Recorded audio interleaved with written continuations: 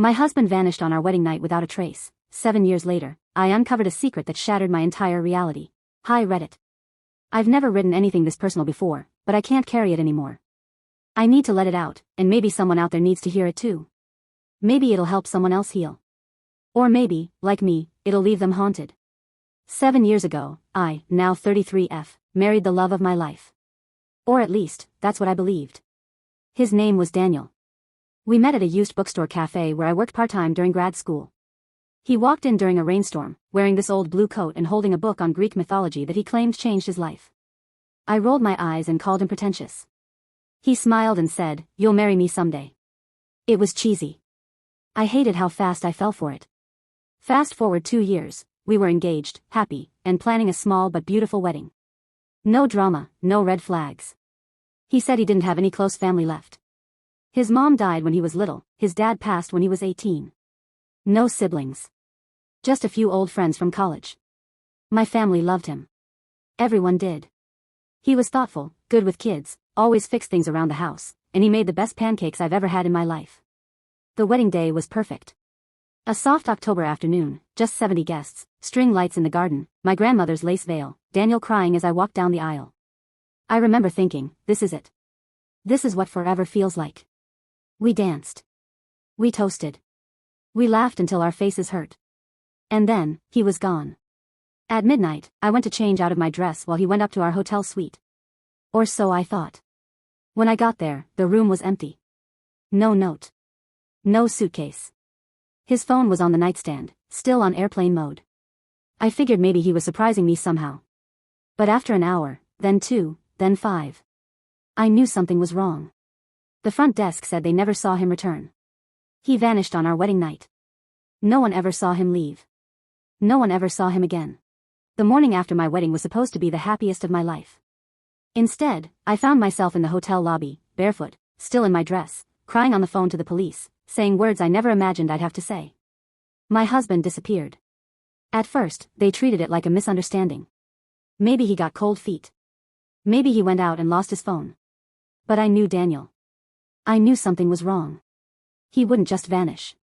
Not like that. I called every hospital. Every friend. His workplace. I even contacted people from his college. No one had seen him. And then the police came back with something that chilled me to my core. His bank account had been emptied 2 days before the wedding. His email had been deleted. His driver's license had expired, 4 years ago. And the address he gave when we first moved in together? It never existed. It hit me like a freight train. I didn't know the man I married. Not even a little bit. My parents thought he scammed me. My friends thought he ran away with someone else. But I knew in my gut this wasn't just a love gone wrong. This was something deeper. Something darker. I hired a private investigator. Sold my grandmother's ring to pay the deposit. We searched for 2 years. 2 whole years of false leads, fake names, and blurry CCTV screenshots of people who might be him. Nothing panned out. Eventually, the PI sat me down and said, "I think he created a new identity. And I think he's done this before." And just like that, I was left in a broken apartment, with wedding photos of a man who might not even exist. But I refused to give up. I got my degree in criminology. Took night classes while working retail just to pay rent. I became obsessed, not just with finding Daniel, but understanding why someone would do this. And 7 years later, a woman emailed me. The subject line said, "I think we married the same man." I stared at the email for a full hour before I opened it. The sender's name was Lena A. No profile picture. No details. Just 5 words that ripped the air from my lungs. "I think we married him." I opened the message. It was short. "Hi. I don't know if I'm going crazy, but I found your wedding picture on Pinterest while looking at cake designs. The man in your photo, he looks exactly like my husband. Same eyes. Same smile. Same scar on his chin. He disappeared 3 years ago. No explanation. No warning. Nothing. Please tell me this is a coincidence. Please. Lena." I couldn't breathe. My fingers were shaking as I typed. His name was Daniel. We got married in October, 7 years ago. He vanished on our wedding night. "What was your husband's name?" Her response came within minutes. Mine was David. David Carter. We married in June. He left 6 months later. Said he was going to visit a sick cousin. Never came back. I called the police. They said it wasn't a crime for a grown man to disappear. I asked her for photos. She sent 5. In one of them, he's holding her hand in a field, wearing the same watch he wore at our wedding. I sent her my photos too. There was no doubt about it. It was him. Same smile. Same dimples. Same man. Over the next few weeks, Lena and I spoke daily. We started comparing everything, how he talked, what he liked to cook, how he avoided talking about his past. He even had the same bedtime routine. But it didn't end there.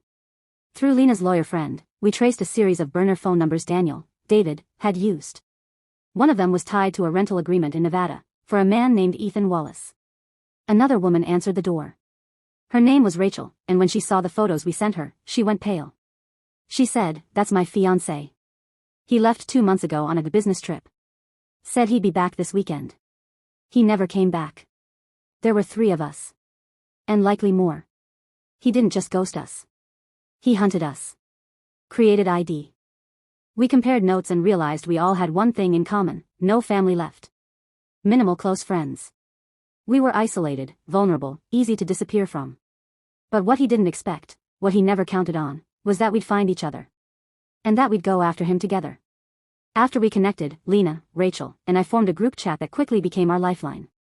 We shared everything: photos, documents, emails, even voicemail clips Daniel, or David, or Ethan, had left behind.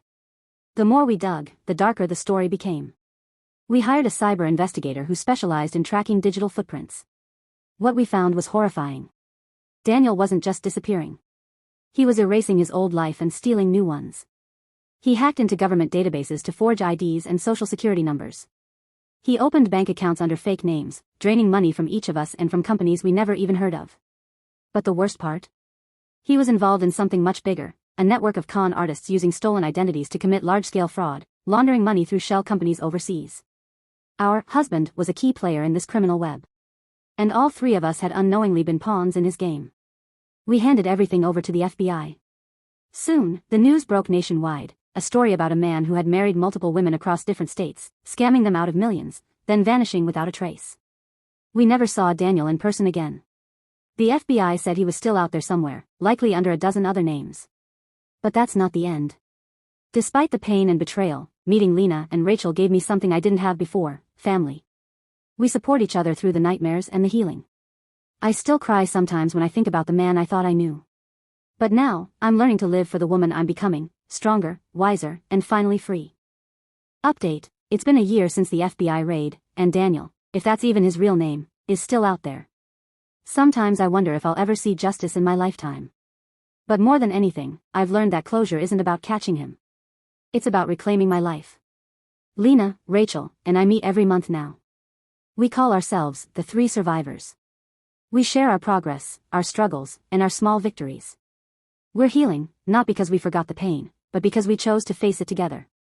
I've started volunteering at a nonprofit that helps victims of identity theft and domestic fraud. If sharing my story helps even one person avoid what we went through, it's worth it. I've also learned to forgive, not Daniel, not yet, but myself. For trusting too easily, for loving too deeply, for not seeing the signs. Forgiveness is for me, so I can move on. My family, my real one, is the one I'm building now, with friends like Lena and Rachel, with people who see me and believe me. And that's what I want to leave here on Reddit. If something feels off, listen to your gut. If you're alone, reach out. You're not crazy. You're not weak. And no matter what, you're never truly alone. Thank you for reading.